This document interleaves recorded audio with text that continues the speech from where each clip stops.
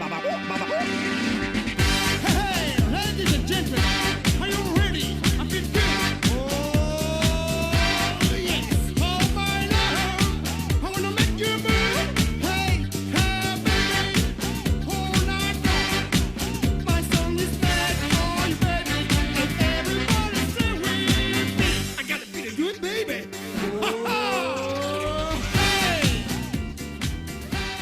Bueno, bienvenidos nuevamente a Semanario. Les voy a pedir una media hora de atención para contarles lo que ha sucedido durante toda la semana, lo más importante, analizado siempre por grandes protagonistas, y entre las fotografías justamente de la semana ha estado la elección de los Estados Unidos, que ya lleva varios días y que ha resultado justamente electo Joe Biden. De todas maneras, existe aún una denuncia de fraude por parte de Trump que no se da por vencido. Jorge Castro es abogado, es analista internacional, lo pueden leer también en el diario Clarín, y ya está con nosotros justamente para profundizar lo que ha dejado las elecciones. Gracias por estar allí, Jorge.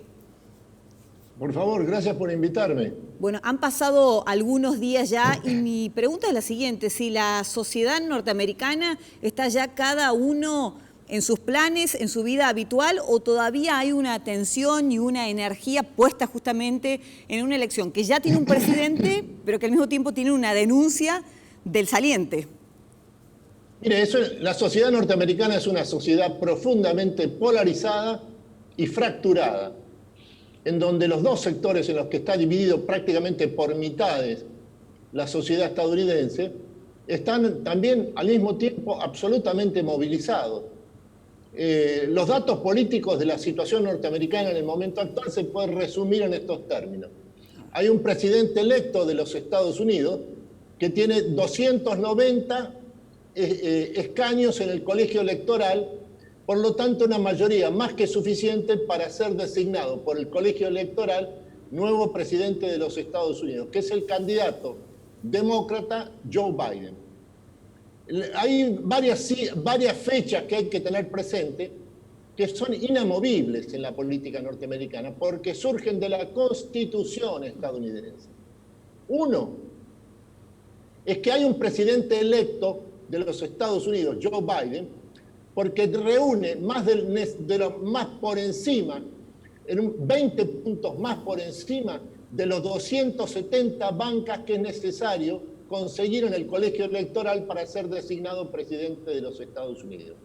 Al mismo tiempo, ese presidente electo, que es Joe Biden, no puede ser considerado presidente efectivo de los Estados Unidos hasta que no sea designado por el colegio electoral norteamericano, que se reúne, según lo establece la Constitución, el día 14 de diciembre.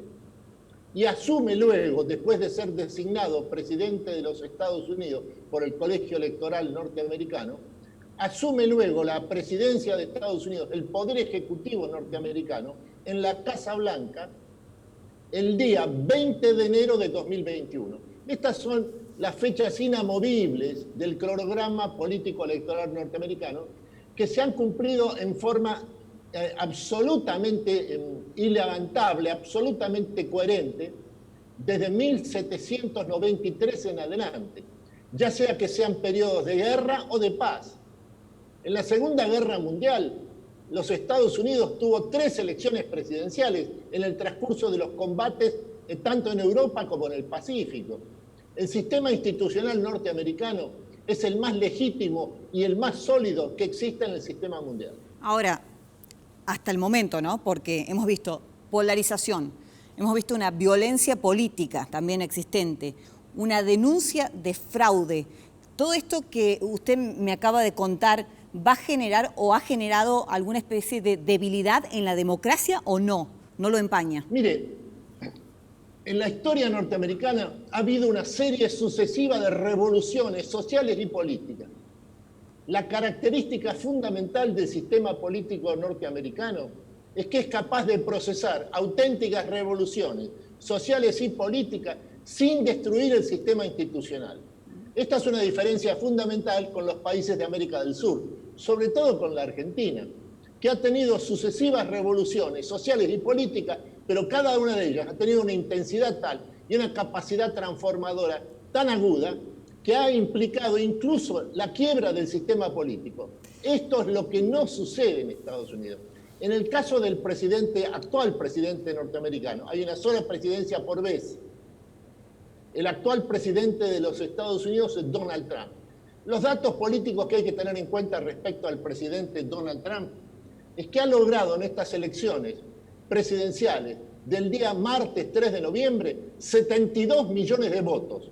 Muchísimo. Esto es, ha conseguido 8 millones de votos más que los que obtuvo en 2016, cuando fue elegido por primera vez.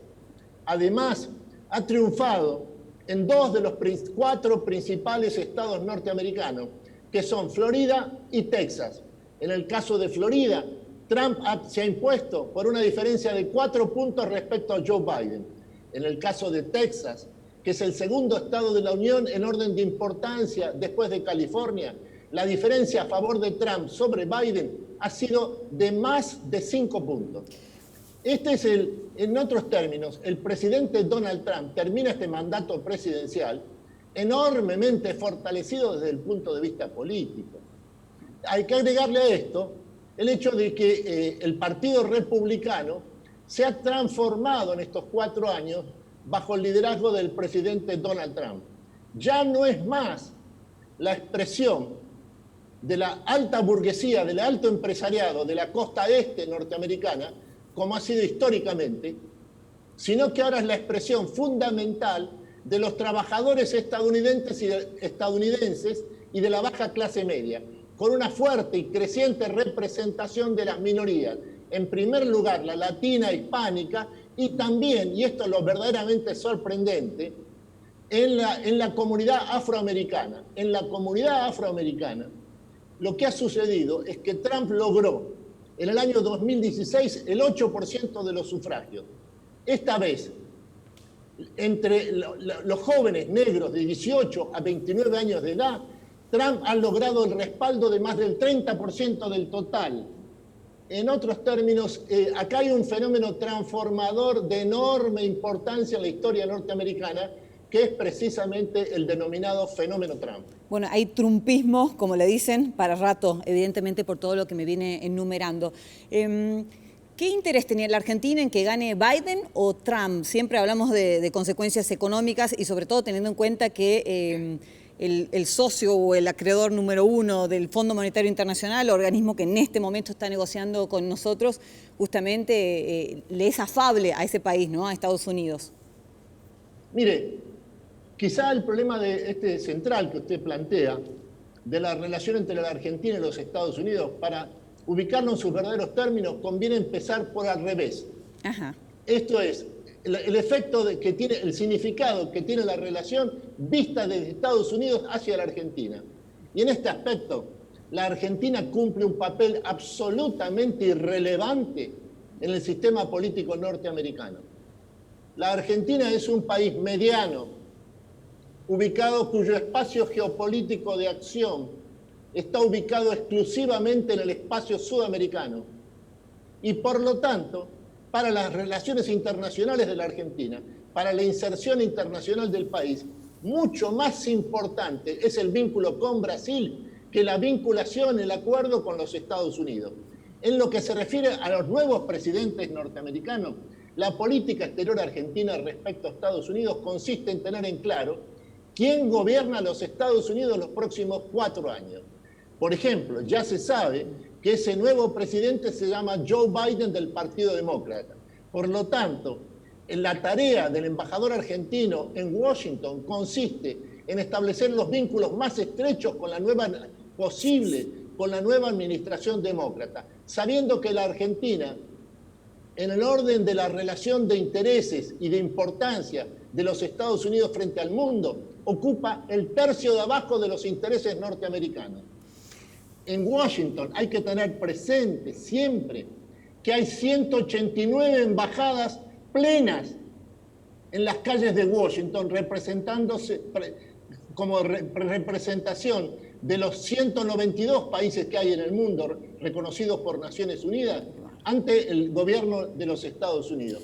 En esos 182 países, la Argentina está ubicada en términos de importancia y de interés y de relevancia frente al poder norteamericano en el tercio de abajo de los 182.